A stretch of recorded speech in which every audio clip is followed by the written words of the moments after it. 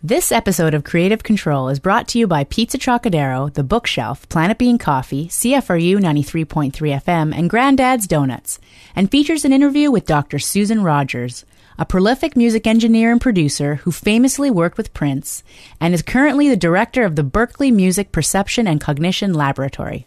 This conversation was recorded before a live audience at the Megaphono Festival in Ottawa, Ontario, on Friday, February 8th, 2019. Thank you very much, everyone. Welcome to this church, and I'd like to, without further ado, introduce our guest of honor today, Susan Rogers. Thank you.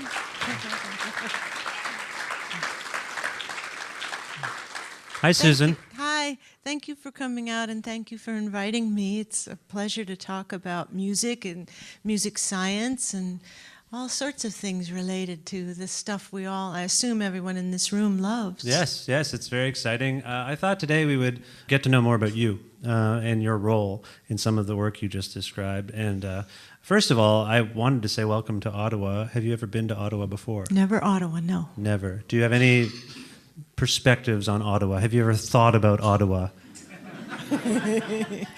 It's close to Toronto.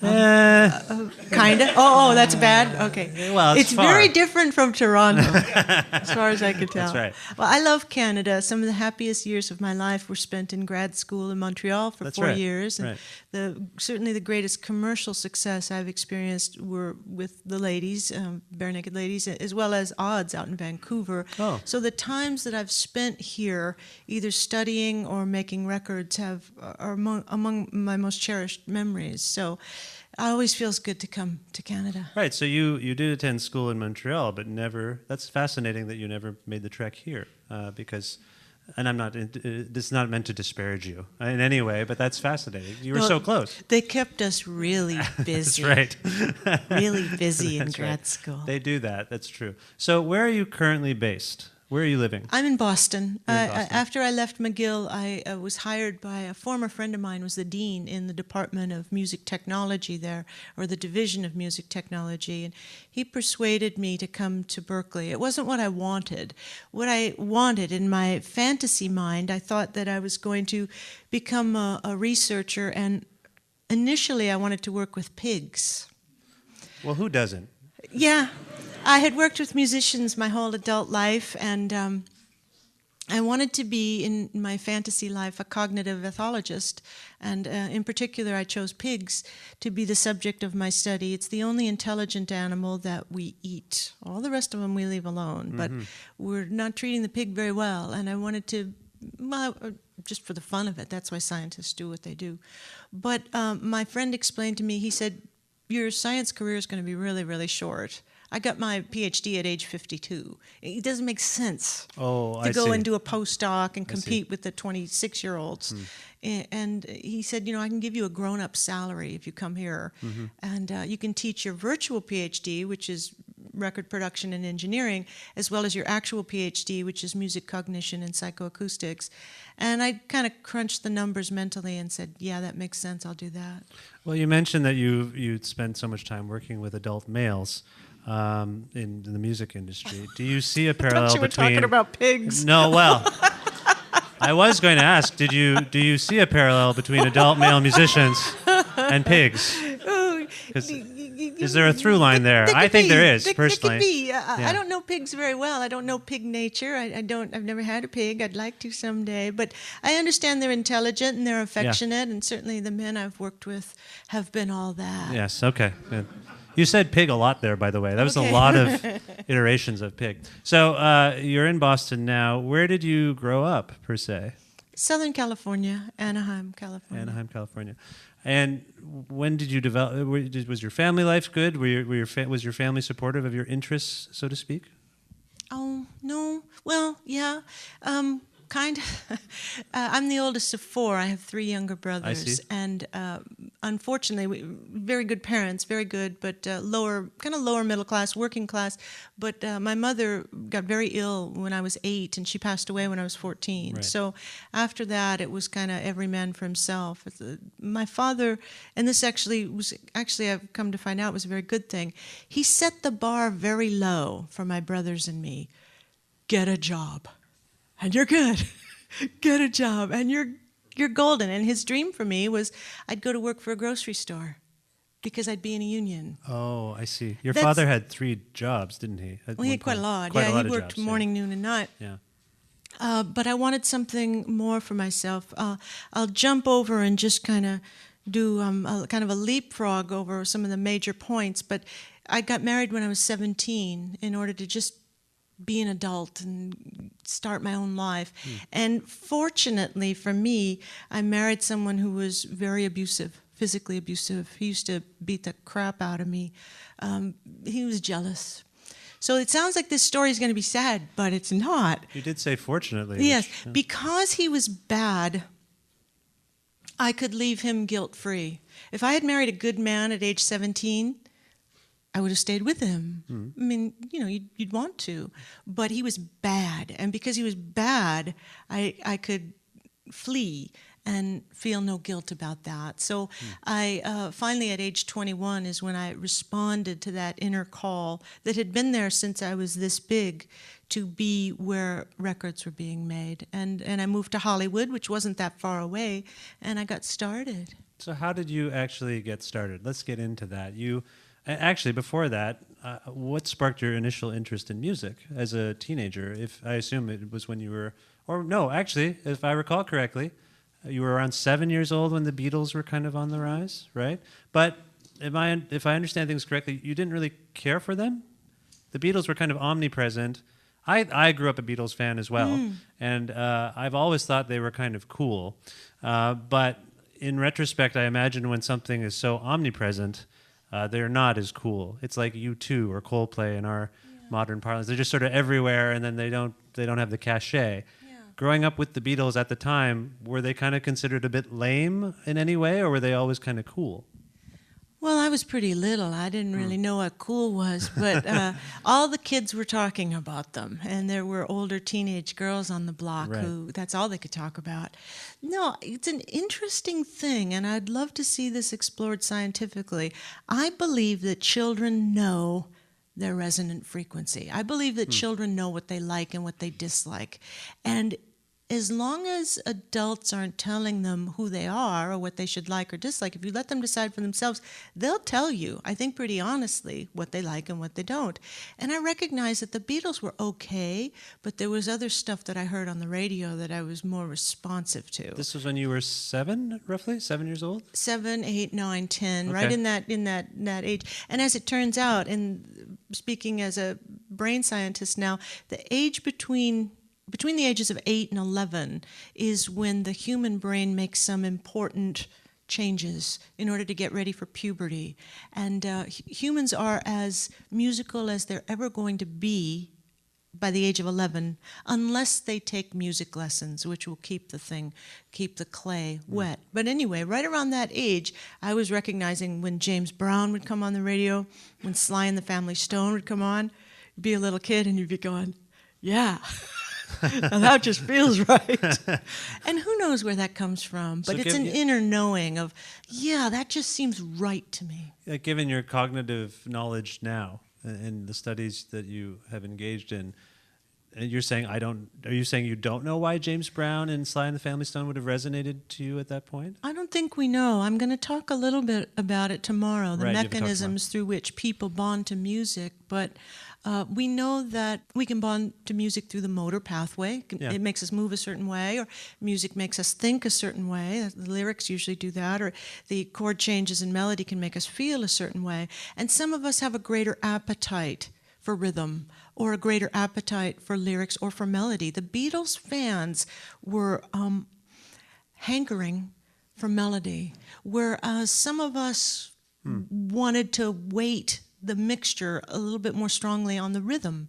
The rhythm mattered more, and unless it had that deep pocket, it wasn't giving the same level of satisfaction. Is that a visceral thing? Is there a distinction to be made between intellectually processing melody and rhythm, more or less making you move?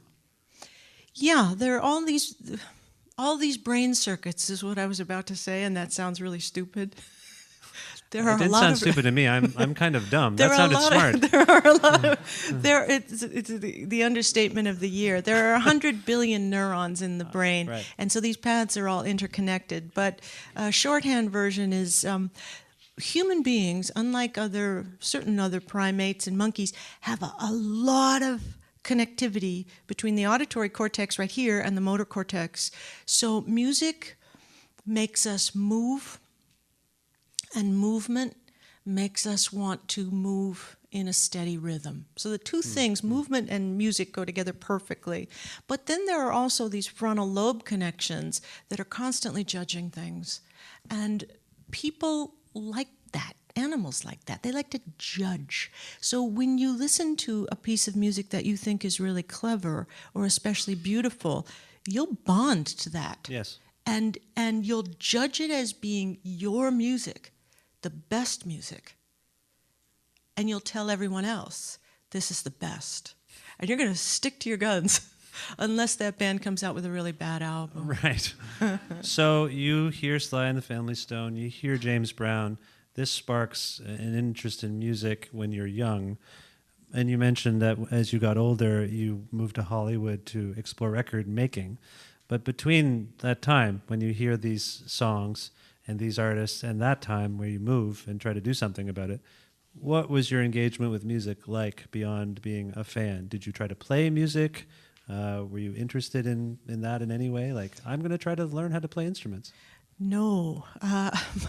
My mother insisted that we buy a piano because she saw how interested I was in music, and they got me piano lessons, and it brought me no joy whatsoever, and it brought the listeners no joy, any joy whatsoever. It really didn't even feel musical to me. Going through those exercises did not give me the satisfaction that listening to the radio and listening to records did. Another thing that has not been studied, but I really think there's an aspect of musicianship that involves listening. I believe that my musicality, such as it is that I am a really good listener. Chris Doritas is here, and Chris is another one, I'm sure, cut from that same cloth. What we do is we listen to music. Okay. Did you have any other creative outlets beyond music growing up as a child or a teenager? Did you do anything in the realm of creative or cultural production? Not especially, like a lot of kids, I like to draw and I like to read. Brain science also shows us that there are different archetypes of thinkers. The type of thinker I am is an engineering type. I gravitated to neuroscience and to engineering because I'm better at building things than inventing things. I see. Which is why I was a good match for the artists I worked with Prince or with Gagita or with Barenaked Ladies. People artists who think of new ideas need builders to help them facilitate those ideas. And that's what I was strong at. You felt that you were more mechanically inclined on some level? Definitely, and more practical and logic-based. Right. I don't invent things de novo from the new, but if someone comes to me with a good idea, I can help them build it. So prior to moving to Hollywood, had you developed some kind of base foundation of skills to become an engineer, or did you move to Hollywood with the impulse to try to develop those skills? Yeah, I knew absolutely nothing. I couldn't have told you one side of a battery from another when I started. I knew absolutely nothing. I just had this desire to be in the music business where records were being made, and I did have good self-awareness of what I was capable of doing. I knew that I liked to study, and I knew that anything technical would probably be a good fit for me. I talk with students about this a little bit. There's a difference between our strengths and our motives. And not all of us, in fact, most of us don't have perfect overlap between what we're good at and what we want to do. Right. It would really behoove young people to find the Venn diagram, that overlap between what you're good at and what you really want. And I happen to find that. I'm good at being technical, and that's what I wanted to be in the music business. I did not want to be on the other side of the glass writing or performing music. I had no interest in that. Right. Okay. So you moved to one of the particularly intriguing aspects of your story, as far as I understand it, is that you were very much a self-starter in terms of your craft. You are one of the earliest proponents, I think, of DIY in music, doing things yourself. Am I correct? Did you kind of self-teach yourself everything that you know? Just by reading the books. Reading the books. I wanted to be a technician, and my roommate, got me a job as a receptionist in a tiny little one-room schoolhouse for auditory arts. And as I was working behind the desk one day, I overheard one of the teachers say to a student, "Become a maintenance tech. You'll always have a job in the music business." And I thought, okay, well then that's what I'll do. I'll become a maintenance tech. And the maintenance tech is different from the audio engineer. The technician is the one who repairs the equipment. And I was so willing to do that if it would allow me to be where records were being made. So I studied basic electronics, theories of electronics, and audio technology, of course. I read Modern Recording Techniques, the first edition, wore the spine out of that book. And I studied acoustics and the principles of magnetism and all those sorts of things so that I could be part of the conversation. It's fascinating to me because I've interviewed some younger artists who are in the realm of hip-hop production or electronic music production. I'm thinking of an artist from Brampton who goes by Wonder Girl, who ended up having a beat on a Jay-Z album, the weakest Jay-Z album, but still. And then also Harrison, an electronic artist from Toronto. In both those cases, when I asked them, how did you learn how to do what you do? They said YouTube. I learned how to play all the musical instruments and all the technical aspects of what I know are just from YouTube videos. So that's kind of, to me, that seemed like a newer phenomenon. And then I read your story. And this is definitely pre-YouTube, right? You didn't have YouTube when you were learning how to... We had cathode ray tubes. Cathode ray tubes. That's what we had. It's an early version of YouTube. No, you simply, where did you get these books from? Like now it's so easy. We Google things we don't know. I took apart a washing machine. I don't know how to do anything. It was fun. I enjoyed it. I took it out of the thing and I took it apart from some guy made a YouTube video and I fixed my wife. It's really satisfying and fulfilling.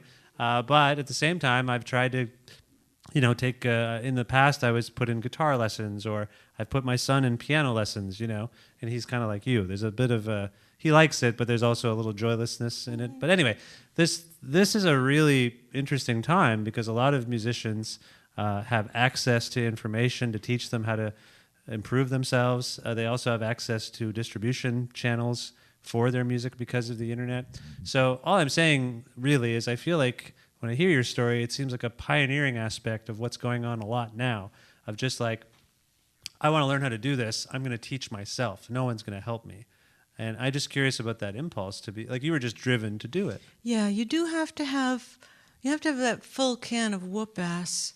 You're going to need it because you're going to expend a lot of it climbing up that hill. There's a book that just came out last October by some Harvard researchers. It's called Dark Horse, and I was featured in it along with several others in different fields. The thesis of this book is most people pursue success in order to be fulfilled, but some of us pursue fulfillment in order to be successful. Yes. And I always just did what made me happy and still do. I pursued personal fulfillment. This is what I'm curious about. This is what I want. Yeah. And I was fortunate enough that success came as a byproduct of that. And I think thanks to the availability of information, more people now will be able to do that. They'll, as long as they're in touch with what it is they want, and as I said earlier, the degree to which that overlaps with their skills, they should be able to find others who have walked that same path in front of them, and they can follow in those footsteps, or at least take someone else's map. In my case, after the bad husband, I had a very good boyfriend, and he was also an electronics genius.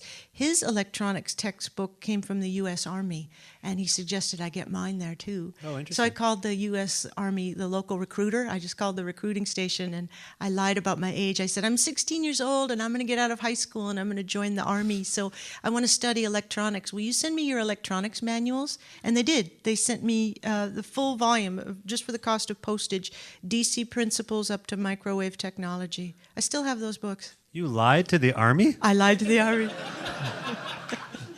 It's an aspect of your story I hadn't heard before. Yeah, it was totally worth it.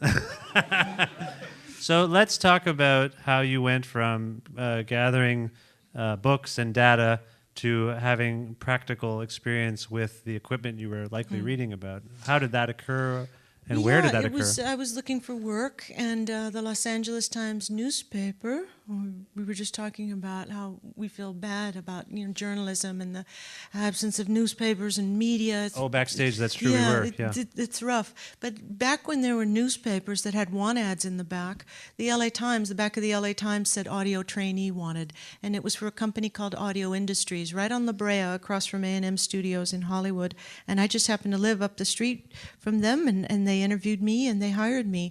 So the tech crew there taught me to be one of the tech crew, and what we did was we sold and serviced MCI consoles and tape machines. I didn't sell them, but I repaired them in the greater Los Angeles area.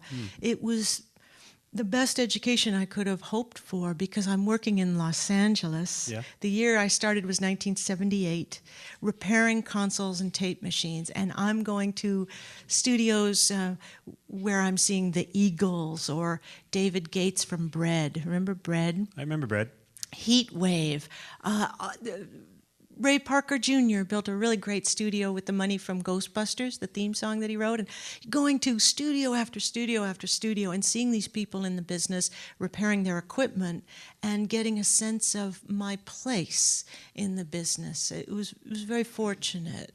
Speaking of your place, how unusual was it at the time for a woman to be in this industry? Did you have contemporaries who were in the same field, or were you often the only woman? There weren't women maintenance techs. None. It was extremely rare. Someone told me once that there was one in Australia. That's how rare it was. They're just a mythical creature almost. There weren't that many. I remember the first time I went to a radio station in Los Angeles to fix their tape machine, and I was in my early 20s, and I loved punk and I loved disco. So I had my disco queen high heels on, but I had blue stripes in my hair. And, Are you a fan of the Rolling Stones album Some Girls? Yes. They kind of tried to do the same. Yes. Yeah, the punk and the disco, yeah. Little shout out for the Rolling Stones. Out of nowhere. Yeah. Yeah. I love the Rolling Stones. Yeah. I remember the look on the gentleman's face who was the studio owner, and he was white-haired, and he looked at me like I had 10 heads. And he went around the corner to call my boss, and I heard him say, "What the hell is this?" And my boss... Because you were a woman. Well, I didn't fit the picture. I mean, I didn't look like anything he'd ever seen before, and I was going to be working on his tape machine. And you know what? I can understand his perspective. Unusual sights are frightening, and that was an unusual sight. And he was old guard. He'd never seen this before. So my boss, Keith Skiving, says, "Calm down. She knows what she's doing. Let her work on the machine. If she can't fix it, she'll call one of us. Either way, your machine's going to get fixed." So I did repair the machine. The problem wasn't that difficult. I found it and I fixed it and had a conversation with the guy, and I left. And Keith told me afterward, the guy called him and said, "She's a little wet behind the ears, but she's all right." But, that taught me to meet them halfway. I put the disco shoes in the closet. I let the hair grow out normally. I want to fit in. I don't want to make a point. That's my perspective. I'm not thinking that's how it should be done, but that was the right move for me. It felt right, and I'm glad I did it. Being able to see what they saw when they saw me, and being someone who could fit in rather than challenge the mold. That doesn't mean I had to wear plaid shirts. I wore one with Prince one day, and he sent me home to change. "Susan, where'd you get that stupid shirt?" Glad he's not here today, because Yeah, I'd have to go change. Well, he didn't want any women working for him looking Right. like guys, but Right. yeah, I wanted to cooperate. That's interesting. I assume there are worse stories that you might have encountered than the one you just told us about obstacles or resistance to you working in this field. No, that's the great thing about Oh. being a technician is that the tape machine doesn't care what kind of shoes you're Right. wearing. You're the fixer or you don't. This Right. is the joy of being in the sciences rather than the arts. In the arts, it's more judgmental. But everyone, well, over 40 years in the business, all the men that I encountered were welcoming and were good to me. They trained me. They gave me my first and early breaks. After Audio Industries, I was with them about 3 years. I was hired by a studio called Rudy Records. That was Graham Nash and David Crosby. They were happy to have me as their technician. And I began to think, like others talk about, this is a feature, not a bug. Right. You want a woman technician because Right. you're going to have something that the other guys don't have. This is a feature, not a bug. And to see it as, yeah, I can do everything they do, and I got this thing going on too, that's helpful. Okay. Well, let's talk about your work with Graham Nash and David Crosby at their studio. You went from being a maintenance tech, as you say, to doing what there exactly? Did you begin audio engineering there, or similar kind of work? No, I was their studio technician. I would occasionally assist when their regular assistant was busy. It was just a small one-room studio, but we had some of the best of LA's, that soft rock scene, which included the Eagles and Crosby, Stills and Nash and Chris Christopherson and Bonnie Raitt, and those folks were all colleagues. Al Cooper was there quite a lot. Oh, nice. Yeah, David Lindley, of course. And So they would. Your role then was simply to what was your role? keep the equipment running. Okay, so Repair you the were- console, repair the tape machine, repair microphones, outboard gear, tune the room, monitors if that needed to happen. So just a lot of keep hands-on, the studio, yeah. yes, keep the studio running. Okay, and how long were you there? About 2.5 years. 2.5 years there, and picking up all these skills, but not really being an engineer, but No. observing how engineering and production Yes. worked. Okay. Yeah, helping out, but no, I was never in that engineering chair. Do you recall what kind of takeaways you had from just observing, just given your trajectory and where you ended up going with your work? Do you remember any key things you picked up from the role of an engineer or a producer at that studio? Somewhat. I didn't get to observe it too much. Okay. But it was something that had a lot of impact on me was seeing how the old guard worked. Because Jackson Browne and all of the folks who worked at that studio were from an earlier era, kind of the golden era of rock and roll. Right. And what was coming up, and what I was a fan of because I was a young woman in my 20s, was this new wave. And so Blondie and Talking Heads and Prince, I was a huge Prince fan, that was coming up. Right. The other thing that was coming up, it's not unlike what's going on today, is drum machines and Right. synthesizers. Synthesizers, yeah. And I remember so many session drummers really worried in the early 1980s of, are we going to work anymore? There's drum machines, and everyone wants drum machines, and everything you hear on commercial radio is drum machine. And the horn players and the string players saying, we're going to be out of work. I like I don't like it, but it's fascinating that as humans there are different cycles in which we have been threatened by robots. Yeah. Like, we're all like worried about automation now, and that's a whole other level. And we're cyborgs with our phones, for crying out loud. Yeah. But that's interesting to hear that those were the early musical robots that were threatening the livelihoods of Yes, of in the early musicians. 80s. And what's interesting is that our students today sometimes complain at Berkeley that we make them do sessions where they have to record drums, and they're telling us, you guys, that's like old school.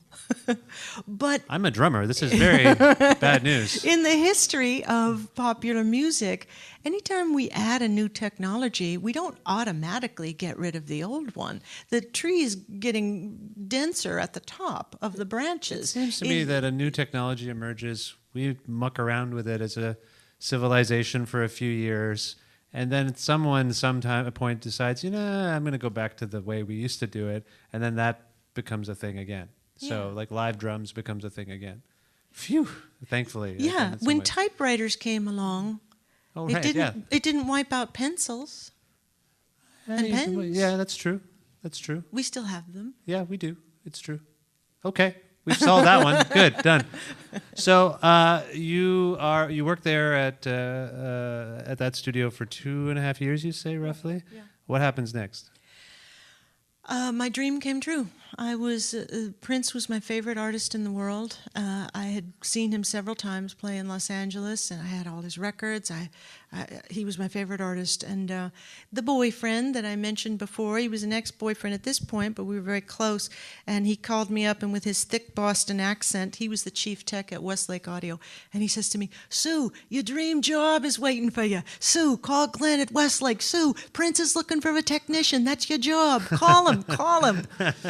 And I still remember the phone call. And I called John's boss, and I said, "Glenn, I hear that Prince is looking for a technician. How do I get this job?"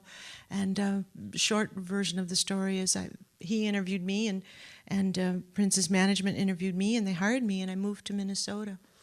Well, had you interacted with Prince in any way beyond being a fan before that? No. Okay, so did you say Prince interviewed you or the management? No, his management. Okay. So what's your first memory of meeting Prince, if I might ask? My first memory of seeing him up close, this is so bad. Oh, I wish this hadn't happened. He was wearing a towel and a shower cap. It's one of those moments you just wish you could erase. Just to be clear, had he just come out of the shower, or was that just an outfit he decided? No, he had just come out of the shower. Okay, just making sure, because that would be weird if he just walked around like that all the time. No, and he was actually he was shy, and Yes. he was personally very conservative, as a lot of folks in Minnesota are, and it could have been terrible. I don't know if he saw me, but I saw him. So I had just arrived, and I was in the driveway of his home in Chanhassen, Minnesota, and I had been working in the studio downstairs, but I needed to use the restroom, and I asked his personal assistant, Sandy Scipione, "Can I use the restroom? Is there one here?" And she says, "Yeah, go in through the front door." And I opened the front door, and it was this split-level home that had a half staircase going up to the right and another half staircase down on the left, and he was just coming across that landing. So I opened the front door, and this little figure went flying past in a towel and a shower cap, and I'm like, "Oh, no, don't let it start like this." But we didn't actually meet then. That was my first time seeing him up close. Okay. But our first meeting actually took place about a week later. He had me down in the basement. His home studio was just a bedroom in the basement of this well home. before Paisley Park, by the way, right? Oh, yeah. Paisley didn't come online until 87. This was 83. So he had just come off the 1999 tour, and he's getting ready to do Purple Rain, which is why he hired a technician. Right. He was going to need somebody. Anyway, I had been in his room for about a week installing a new console and repairing things. Still hadn't met him, but I could hear him upstairs, because right above the studio was where the dining room was, and that's where the piano was, just where the dining room meets the living room. I don't know if you've heard the album that came out recently called A Piano and a Microphone, 1983. Yeah. And you hear him on piano? That was him every day. That was what you heard anytime you're setting up microphones and he's waiting for you to mic a drum kit or waiting for you to set something up or you're editing something. That was him on piano. His work ethic had a profound impact on you. It was very influential on you. And my understanding is you barely slept because you were at his beck and call, really, because he was so creative at that point, right? That's about right? Yeah, I've come to understand a little bit more about the neurobiology of creativity. I won't bore you with the details of that, but... Please do. Oh, you want it? Okay, well... creativity, I've been researching this lately, and it's really interesting. Creativity is more born than made, and it's dependent upon two structures. One is called the right precuneus, and the other is the right parieto-temporal junction. The names don't matter, but they're over here on the right side where we tend to be creative. Essentially, the way it works is if you need to do something creative, like write a song or anything that you might do, where you're looking at a blank page and you have to think of something creative, you have to consciously, willingly open that right precuneus to let the ideas come. And for most of us, I'll speak about myself because I think I'm pretty average in this regard. Oh, creativity is really hard work. So I'll open the gate and I'll let ideas come if I have to write a presentation or whatever. As soon as a good idea comes, we shut the gate and we switch from art to craft. Okay, good. That idea is going to work. This is good. You shut the gate and now it's craft. Now I have to build the thing that I just created in my mind's eye or ear. Then you open up this other circuit, and when you're doing that, as your craft is coming through, you're constantly separating into two piles: good idea, bad idea, good idea, bad idea, works, doesn't work, until you have the finished product. In highly creative people, those two circuits are slightly defective. Defective. They show reduced deactivation, meaning the gates don't close. Right. They've got leaky faucets. So Prince, I believe now, must have had two leaky faucets there, because one, when it comes to separating relevant from irrelevant information to a very creative person, they leave that door open. Even if they've come up with a good idea, they leave it open just in case a better idea comes along. The rest of us shut the gate. But Prince was constantly thinking of new songs, which is why we had to work those 24-hour sessions. Sometimes we'd sleep a few hours and do another one. Sometimes we wouldn't sleep at all. One time in particular, we finished basically a 24-hour session. He goes upstairs to brush his teeth, a home studio. I'm putting everything away, and he comes back down and he says, "Can we go another round?" I was just brushing my teeth, and he was brushing his teeth, and he thought of a song. He didn't write music, so if he thought of it, he had to record it. Was the song that he came up with dentally oriented? Was it about his teeth? No, it was a groove. He said he was brushing his teeth, and this groove came to him. I see. And songs can start with a groove. With him, he would sometimes start by programming a drum machine or playing a drum kit. Or songs can start, of course, the way they normally do, with just melody. Or it can be a lyrical idea. And he would start his songs with any of those three. When Prince passed away, we started to hear about this archive, this treasure trove of material. I feel like I heard it was in a vault, for crying out loud. Like it was this highly protected treasure trove of material. You were a witness to this period, prolific period. Can you estimate how much material we haven't heard from that period? Just based on your 24-hour cycle of working, like we're getting deluxe editions of albums. I know the Purple Rain deluxe edition is quite massive, and there's all these songs that some of us had never heard before. Do you have a sense of what we are in for if this stuff comes out? Like, is it a lot of stuff? Well, I had a sense 2 years ago when he passed away, and I've come to understand that I needed to change what I thought.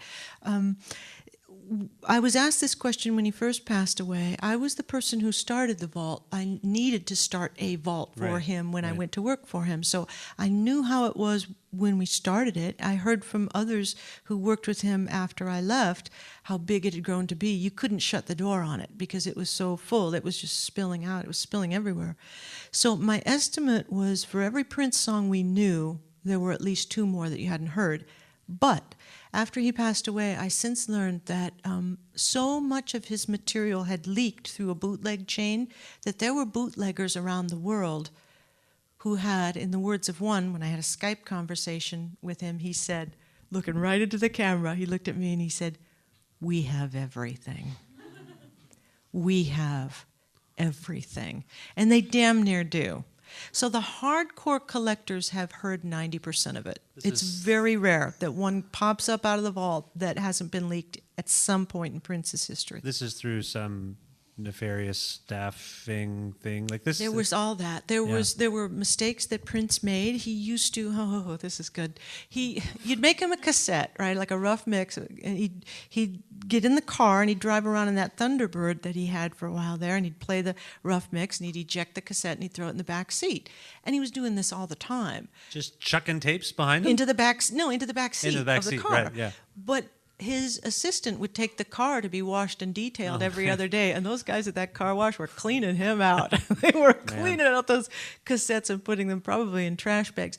Then, of course, there were a lot of girlfriends. Prince had a lot of girlfriends, and he'd say, "Here, baby, I made this for you." He'd give her a cassette. She'd leave it sitting around at home. Her new boyfriend comes over, sees that sitting there, and it walks out of her apartment. There was also a member of Prince's later band after the Revolution who we found out through some clever technical manipulation. They found where the leak was, and there was a member of the band that was copying and passing on just about everything. That's drag. Really sad. Really sad. Yeah. Well, we've jumped ahead a little bit here. I want to get back to this period where you begin to work as a technician. You're hired to be a technician. You're hired by Prince to do ostensibly what you had been doing in the last job you had, but that changed quickly, right? Your role as a technician changed. My understanding is in a moment, basically, when he had an idea, right? Can you describe that? Yes, I had done all this tech work for him. I assumed he had an engineer. I didn't think to ask. But when we finally got everything ready to roll, he was really eager to get down into the studio and record, and he asked me to set up a vocal mic. And he told me which one he wanted, the big tube U47, and I set up the mic, and I'm thinking, oh, this is going to be bad, because any second now, I just know an engineer is going to walk through this back door and be really upset with me for doing what I'm not supposed to do, which is set up a vocal mic. That's the engineer's job. But, well, Prince is my boss. He asked me to do it, so I set up the vocal mic, and I'm still waiting for the engineer, and Prince had me put up a tape, and put up the tape. It was Mia Bocca by Jill Jones, and I don't think he asked me to get a rough mix, but he might have. But he was asking me to do things like the engineer is supposed to do. And I keep thinking, well, maybe the engineer is late, so maybe that's my excuse. And finally I asked him, who's going to engineer it? And he said, you. And I went, okay. And I just took the chair. And that was my first engineering gig, is working with him. It's a remarkable story. You set up the console, right? You were saying that you came in and you implemented the console. You're a technician. Now suddenly you're an engineer. This means operating the console. Did you have any sense of how to do it before he said you're engineering? You're going to be the engineer. Like, did you? I mean, there's obvious things in terms of settings and faders and whatnot. But is that the first time you'd ever actually done that? For all intents and purposes, yes. Now, I knew signal flow. Right. So I didn't need to be taught how to do things, but I certainly needed to be taught what to do. Prince had a very specific sound, and he liked things panned a certain way, and I knew his ear because I had all his albums. Right. But it took some time for me to learn what he wanted and to be able to manipulate a console so that the sound that came out was his sound. Do you recall what that first piece of music was? Is it something that became... The first thing he had me put up for that recording was Mia Bocca on a Jill Jones album. Oh, right, you were saying, right. But the first thing I heard of his, and I'll never, ever, ever forget this, prior to that session was he had me put up the multitrack of Darling Nikki. And I pushed up the faders. And it was a small little bedroom studio. Darling Nikki is this thunderously large song on the Purple Rain album. And I'm all alone in this little bedroom. These big Westlake monitors right in front of me. And I'm a Prince fan, hearing a song off the new Prince album. And there's the tape machine right there. And I just remember kind of looking around like, is anybody else here? It just seemed like, picture your wildest dream, and then picture it coming true. It was that moment. It's remarkable. Yeah. So you are beginning work on what becomes the Purple Rain album. He primarily plays most of the instruments on a lot of these songs. Is that correct? On Purple Rain, yeah. So he's doing everything, really? Like, there's no one else. He's playing the drums. He's doing, and it's just you two there? One instrument at a time. Often, when we were home in Minneapolis, it was just the two of us. Often, sometimes we'd record at rehearsal with the whole band, the Revolution. And then Prince's favorite studio was Sunset Sound in Los Angeles. Right. So when we went out to Sunset, we would work with staff engineer Peggy McCreary. So it was Peggy and me and Prince, the three of us. Okay. So what is your we've talked about his, and I know the Prince looms large in your story. I don't want to dwell too much on him, but you did mention the creative aspect of his brain and the floodgates. How much did the songs change from his initial idea? And when he's playing for the first time, did he have a solid sense of the song right away? Like, was there a lot of modification to his idea or no? He was a really unusual musical animal. So if he wrote a song and he wanted it to be played on acoustic drums, he would work out the chord changes and the melody on piano. He'd write out the lyrics. Then he'd leave me a note, usually on the console, or sometimes he'd just call and say what he wanted set up. I'd have everything set up and ready to go, including the sound that he wanted. Sometimes it would be tight, dry reverb. Sometimes it would be long reverbs, just whatever the song called for. But he wanted to be able to walk downstairs, sit at the drum kit. He'd take the lyric sheet and he'd tape it to a stand. I had the stand ready for him, so that the lyric sheet is right here. And then he would play the song from top to bottom on drums with no other accompaniment, with no click. He'd play the song in his head, with every break, with every fill, in his head, on drums. He'd get off the drums, come back into the control room, hand him the bass, which of course has to be tuned and ready to go, so that he can play back the drums and play the bass part, which is in his head already. And then the basic rhythm parts, the melody, lead vocal, backing vocals, and then the ornamentation. And we're mixing as we go along, and then you print the mix. Most songs went like that. There were some exceptions. The bigger songs got reworked, things like The Beautiful Ones and Computer Blue, and You Got the Look was reworked. Sign of the Times was one of his bigger songs, and that was almost like through composed. I mean, it's just from the beginning to the final mix in a one-day session. Nothing compares to You. Vroom. Kiss. Vroom. Well, Kiss had a collaborator. That was David Rivkin over at the other studio. But when Prince got it back from David Rivkin, these things just went so fast through him. That's remarkable. Yeah, it really was. Have you thought much about the one aspect that I see a parallel between you and Prince here is you two are both independent spirits on some level. Do you think of yourself as a control freak at all, by the way? No. You seem very laid back and chill, but there's an aspect of controlling your destiny that I hear in your story about trying to take ownership of your path. And when I hear what you're saying about Prince doing everything himself, and fascinatingly, when he died, the floodgates opened in terms of his music. Suddenly the music was available on streaming services and things. And he resisted all of that.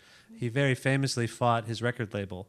He very famously prohibited people from posting his music online without his consent. He was very controlling, I think, is one word. I respected it. I never viewed that. I don't view controlling as a negative thing. When I hear you talk about him producing this music all on his own, well, with you, that speaks to some connection I feel like you two might have. This notion of my path is my path, and I'm in charge of this, and I'm going to control this, and I don't need external consideration for what I'm doing on some level. I mean, you know what I think that is? I think the thing he and I had in common was we had a really tiny safety net. And that's what that is. Like, the desire for control depends, I think, on whether or not you've got a safety net under you when you're on that tightrope. When Prince embarked on his career, it was be successful or be nothing. And this was a kid who had worked like a fiend when he was a child in order to be successful, because he was homeless when he was 14 years old. His divorcing parents kicked him out. His stepfather locked him in a room for days on end. I mean, the kid had really a rough childhood. He had to be successful. So when you're on that tightrope and there's no safety net, you walk really carefully but determinedly and without pause, because you can't you can't afford to fail. And for myself, with getting kind of a rough start, good parents, but bad circumstances. There's pain. Yeah, and it puts you out on that tightrope, and you're like, oh, this is gonna work. This is going to work, and I'm going to see to it that I rely on myself to make it work. You're not begging the universe or other people to give you a break. Yeah, that's what I'm getting at. That hadn't occurred to me until you told these stories. So, which records of Prince's did you work on? And my understanding is the trajectory of your working relationship was about 83 to 87. Is that correct? So, which for people who don't know, what material or what albums does that encompass? It's amazing. In those 4 years, it was Purple Rain, then Around the World in a Day, and then Parade, and then Sign of the Times, and all but one of the songs on the Black Album. Okay. And you would often tour with him to capture live shows? And Well, yeah, I was his full-time employee, so whatever he was doing, I was doing. Did you live at his house? No. But you barely went home? I barely went home. Yeah. Did you have to, you had a house? You had a... Apartment. Was it a nice apartment? I'm just making conversation now. I don't know why I'm it asking about this. No, it was nice. I didn't see too much of it. But, You ostensibly lived at Prince's house. We were together every day. Every day. That's for sure. So a very close relationship. And you've detailed this before, but for those who haven't heard it, why did this relationship end? I don't know. And maybe I kind of do know. I think we could kind of sense it coming. We did so much work in that intense, highly concentrated period. But Prince is an artist. He needed his world. He needed his environment to change. Everything inspires you. And if everything is the same, where's your inspiration going to come from? The revolution had left. He had cut off his engagement with Susanna Melvoin. Paisley Park had just gotten built and opened its doors. So for the first time in our time together, he could now have a staff of engineers, not just me. So the timing was kind of right. I was also just pretty wiped out. I had done 15 years worth of work in going on 5 years now, and it was time for me, I think, to fly and have a life beyond him. And it was time for him to have new methodologies and new working partners. Right. Okay. It's as simple as that on some level. Did you keep in touch with him after that relationship? A little bit, because I would go back to Paisley Park. Clients would hire me to work at Paisley, to mix or to do things at Paisley. So I would see him from time to time. The last time I saw him was in the late 90s. I was on tour with a band, Gegita, and we were in Minneapolis. We went into Glam Slam one evening, and Prince was there. It was always a real pleasure to see him. I had deep love for him, and he did for me. There was a lot of affection there. We were both not outwardly affectionate people, but there was certainly a lot of love. I see. Okay. So you leave Prince, and what happens next? What are you doing after that? You're flying free, but I assume you're unsure of where you're flying to. Yeah, we say in this business you have to work for 7 years before you can call yourself a beginner. And at this point, when I left Prince, I had been in it 10 years. I moved back to Los Angeles in the spring of '88, and that was 10 years since I had begun. I began in '78. So I embarked on a career as an independent engineer and mixer and producer, eventually getting asked to produce more and more. And that's what I did for the next 12 years until I had this major hit with Barenaked Ladies. So who did you work with in that time frame? I have a sense of it. Right after Prince, the first gig I had was with the Jacksons, which was really interesting. I worked with Michael? No, with the album 2300 Jackson Street. So it was with Jermaine and Tito and Jackie and all the rest of the brothers. And hearing stories of their Motown childhood and how they came up and how Michael came up and comparing them with Prince stories of how he came up was really interesting, because they both reached the same pinnacle on the pop charts, but with two completely different starting points.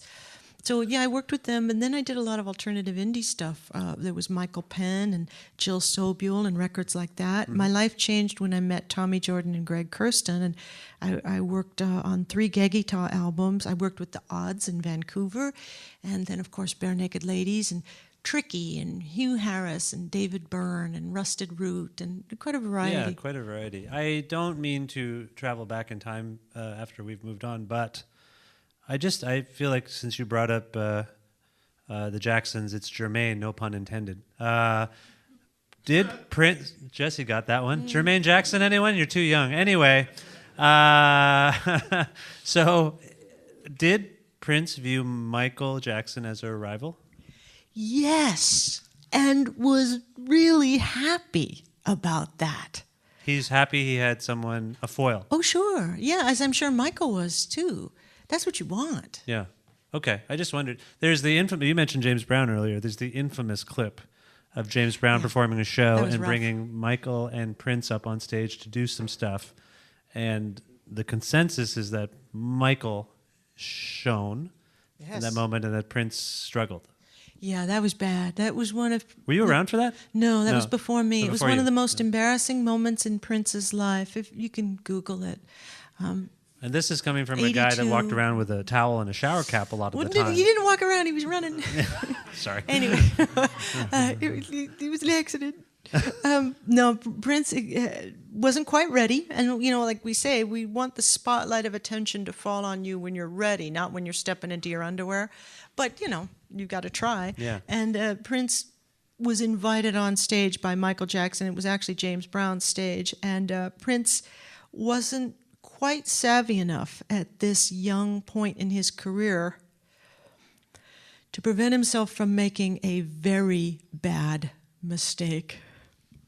This is something you never do. You never will do, but back then, you just don't do it. You don't get on stage with Michael Jackson and dance. You're going down. And Prince knew better, because first he gets on stage with these two guys. Here's his rival and his hero. Imagine being a young man, he's maybe 23 years old, on stage with your chief rival and your hero. Yeah. And there's a camera on you. And he's trying to sing like James Brown. Yeah, but James Brown is right there. Okay, so he aborts that. Then, all right, well, let me just play guitar. All right, yeah, I'm playing guitar, but that's not interesting because you've got James Brown and Michael Jackson here. So he takes off the guitar, and then he thinks, I know, I'll dance. Oh, you don't do that because Michael can, on one toe, give you 5 spins. And then Prince, realizes, I just better say goodnight, folks. And as he's leaving the stage, he knocks over a prop. Yes. He knocked over that big light. This is all on YouTube, But by the way. let me say, though, I watched him, Prince, watch that clip over and over. I was going to ask if again. you ever talked about this moment with him, and you were saying he watched a lot. Yeah.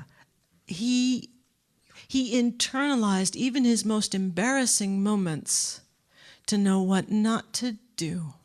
Yeah. He was a really courageous guy. That's how you learn. That's how you learn. That's how you learn. You listen to yourself. You watch yourself. I know some people are like, I never hear my songs. But that's how you learn, I think. You learn from your mistakes more than your victories on some level. Anyway, you mentioned, thank you for going back in time to that horrible time for Prince. But it was noteworthy. I admire him so much for the courage that he showed in so many ways in his career. Yeah.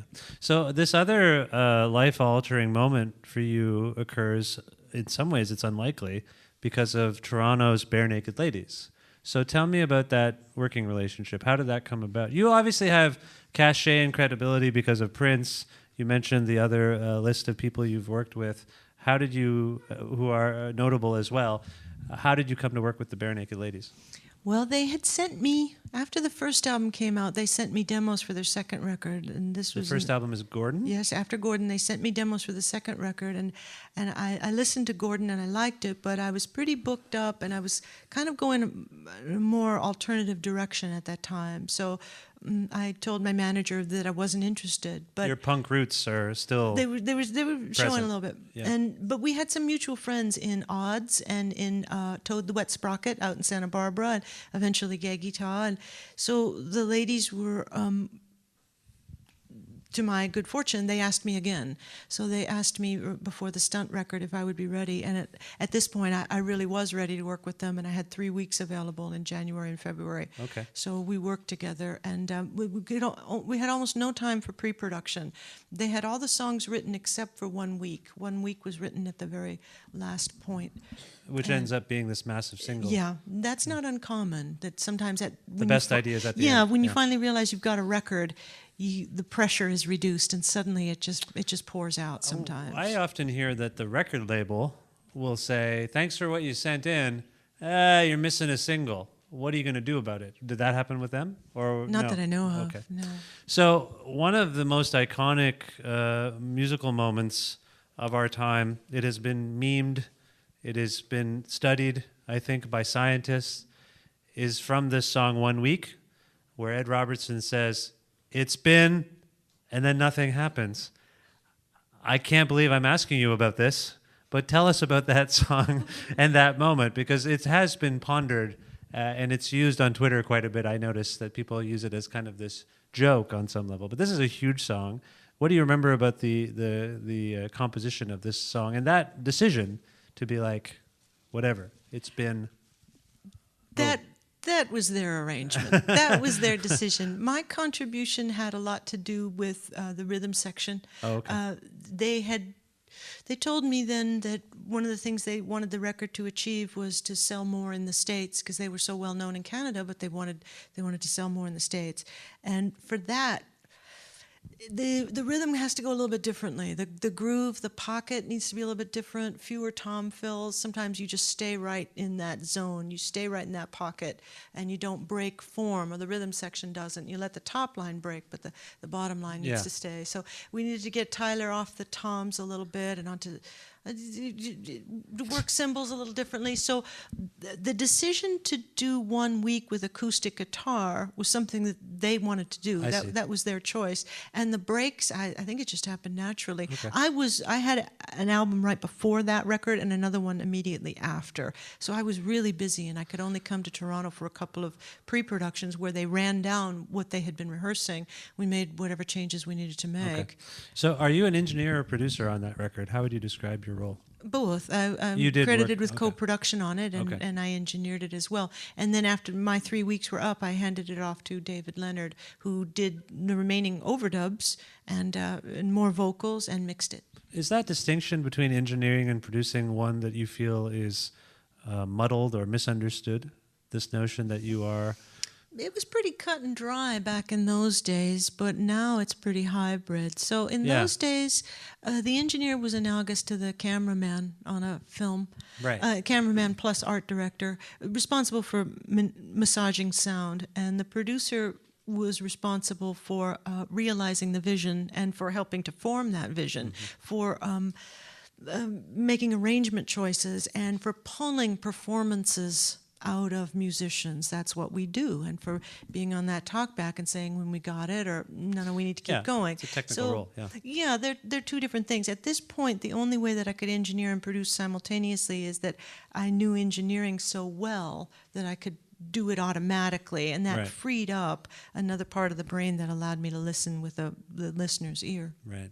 So from what I've read, I mentioned that this relationship with the Barenaked Ladies and the success of this album was life-altering for you.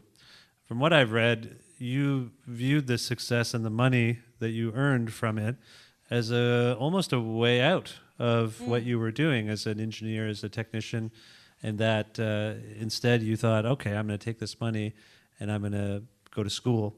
Is that accurate?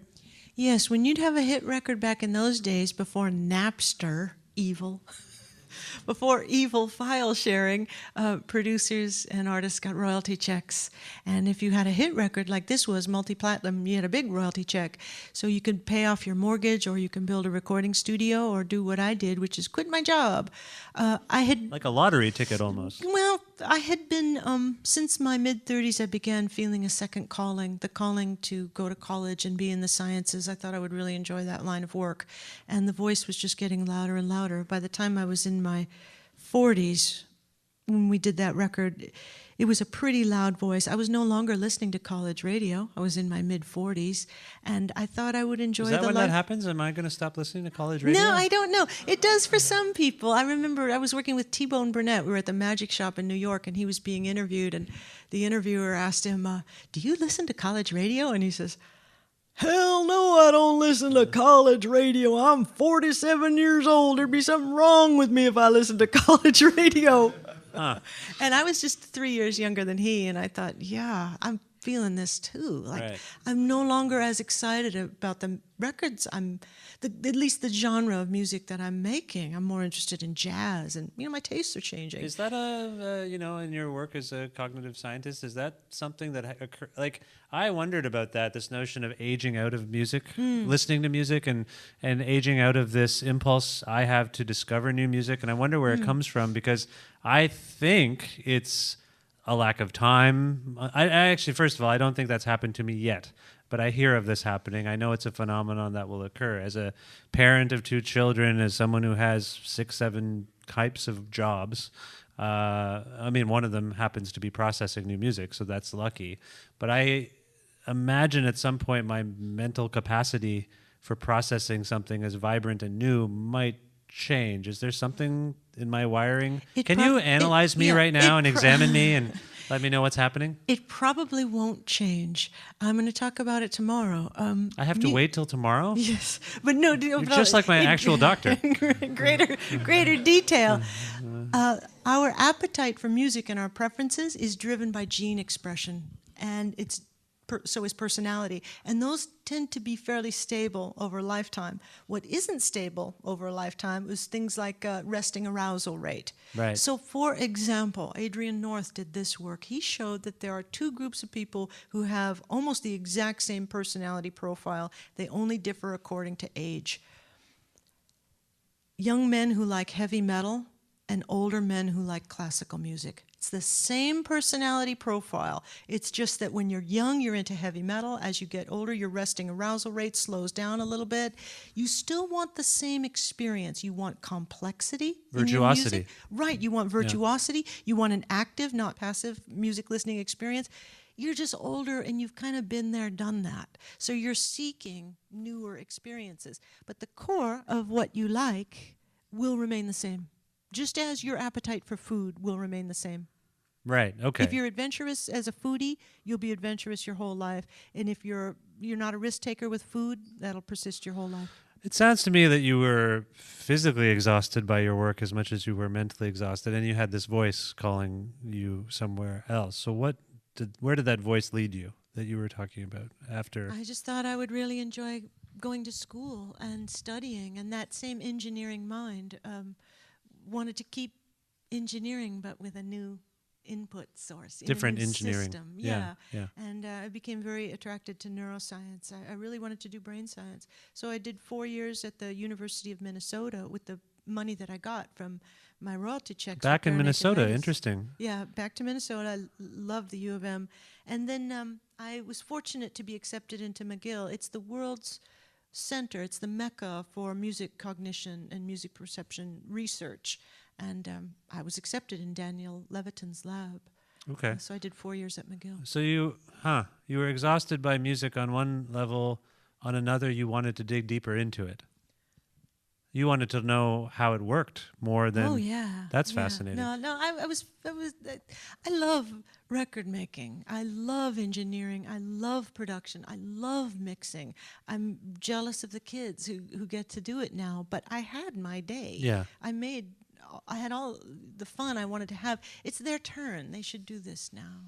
I can't help but wonder if your studies are some sort of self-examination of why you have had these impulses in your life to take the path you've had, because you're a music fan, and I think some of what you're correct me if I'm wrong, but I imagine some of what you're studying is why a person relates to music in a certain way, how it helps them, how it alters their mind, how it alters their brain chemistry on some level. Is that accurate? Yeah, that's a good way of thinking of it, but I think of it a little bit more like it's like being in love. Music and I made a commitment to it, and I was its partner, and I loved it, and I was good to it, and I served it well. But I began getting interested in somebody else. I began getting interested in the sciences. The nerd version of it. Right. So here was my partner that had been good to me. Yeah. And I really kind of hated to leave music.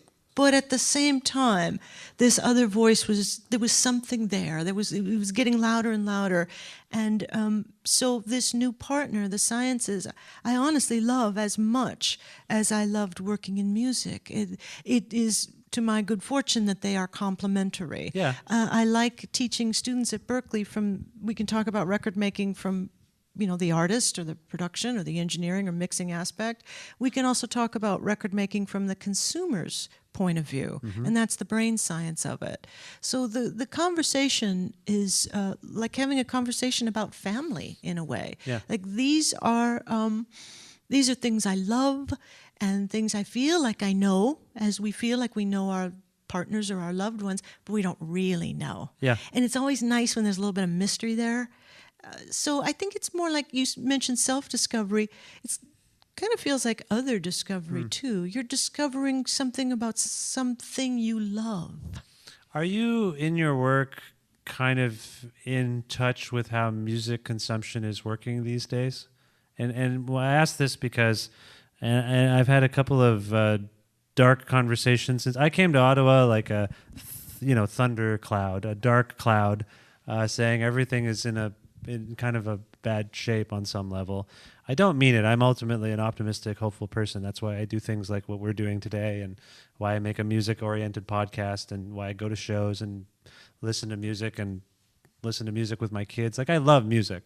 But there is something going on, I think, and I don't know if your work will speak to this in terms of how the general population seems to have devalued music on some level. Like, on some level, these streaming services and whatnot are very popular.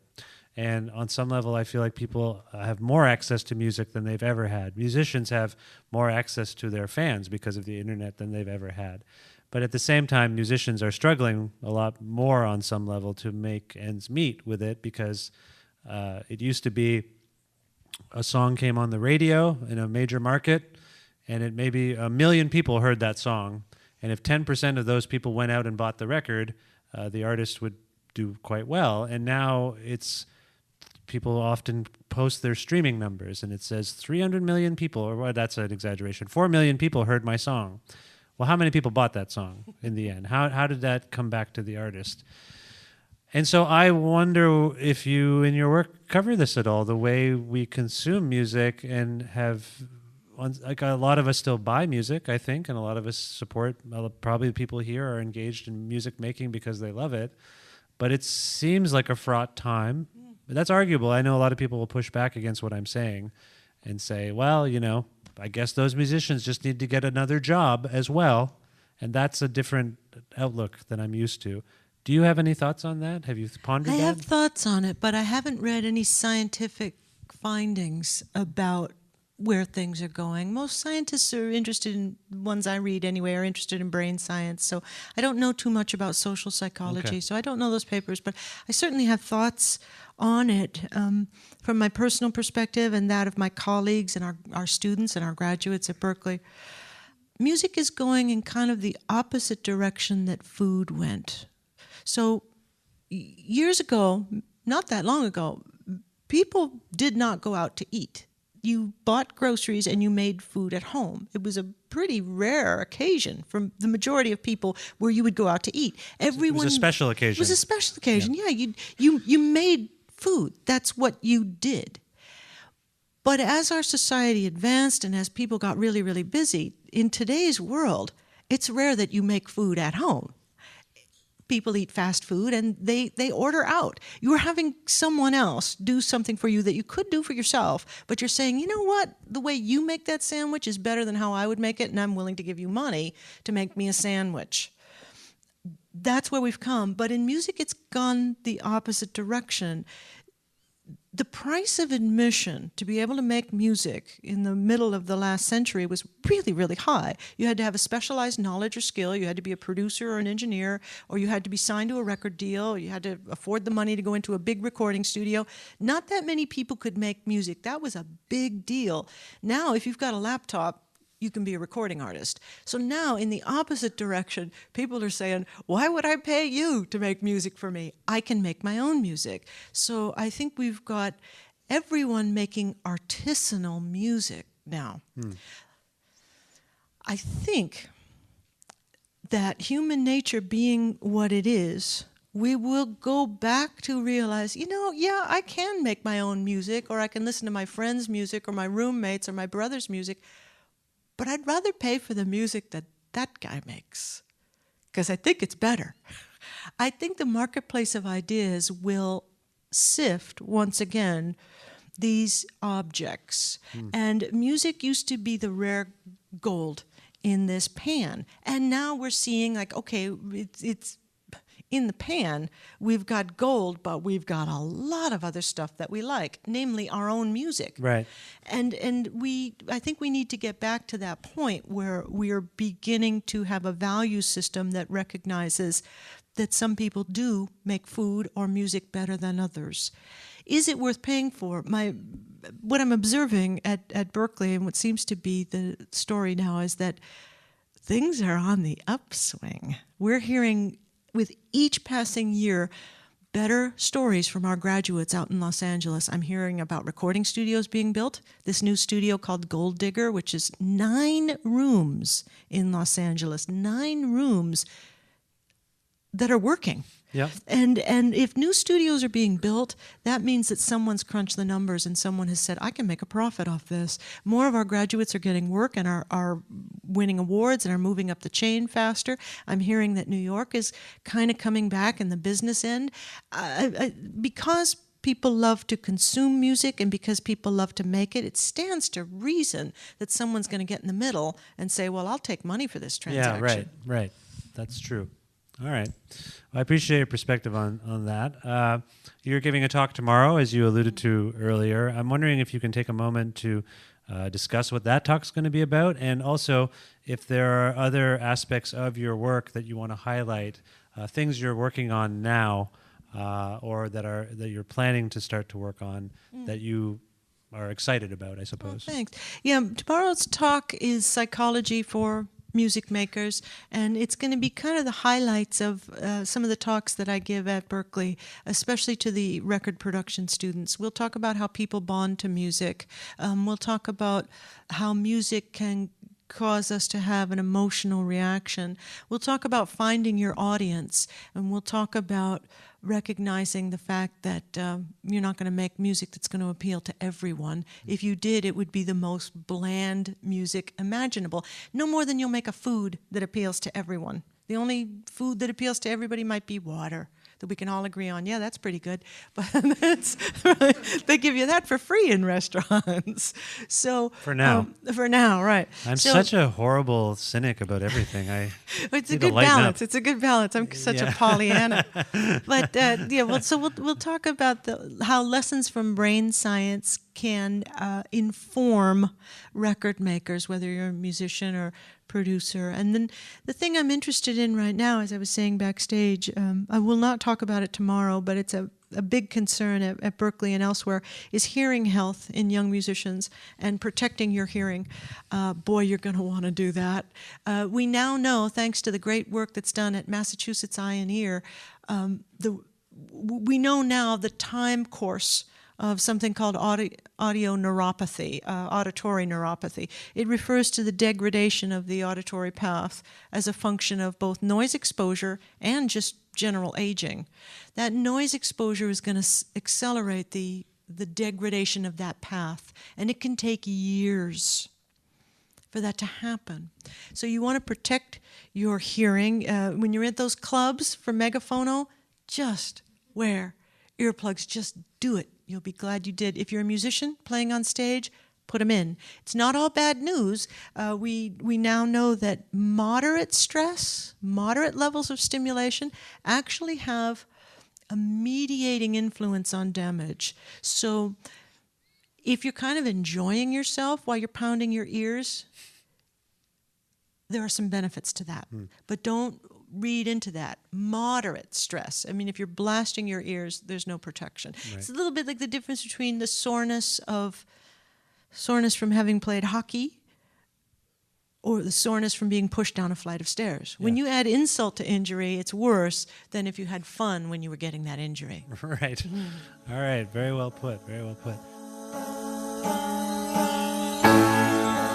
Special thanks again to Dr. Susan Rogers for appearing with me at that live event at the Megaphono Festival in Ottawa on the 467th episode of Creative Control. I should point out that the machine, we were going to go to a Q&A there. We did go to a Q&A in real life.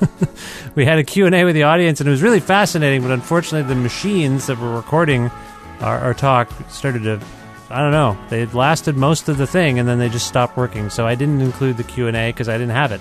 So apologies, but still, I hope you enjoyed that great conversation with Dr. Susan Rogers on the 467th episode of Creative Control, which is part of the Entertainment One podcast network and is available on all iOS and Android platforms and Spotify, YouTube, Audio Boom, these sorts of things as well. If you want to learn more about me and sign up for my regularly scheduled newsletter, please visit vishkhanna.com. You can like Creative Control on Facebook, follow us on Twitter at vishcreative, or follow me directly at vishkhanna. And you can also listen to a radio show version of Creative Control on Wednesdays at noon Eastern Standard Time, around the world at cfru.ca, or on an actual radio at 93.3 FM if you're in or near Guelph. Also, please visit patreon.com/Creative Control to make a flexible monthly donation to keep this podcast going. I'm hoping to keep it going.